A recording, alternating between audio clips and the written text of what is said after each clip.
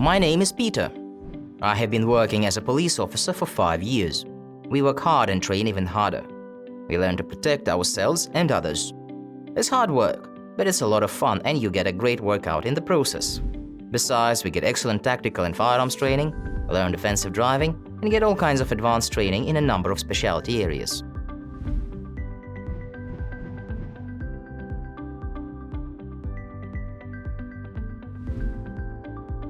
Hi, my name is Pam. I'm a heart surgeon. For me, it's very important to understand all the aspects of the tools used when performing a surgery. Since human life is at risk, I must constantly be alert and on guard. I must be prepared for all types of emergency situations and be able to carry out life-saving initiatives at any time during an operation.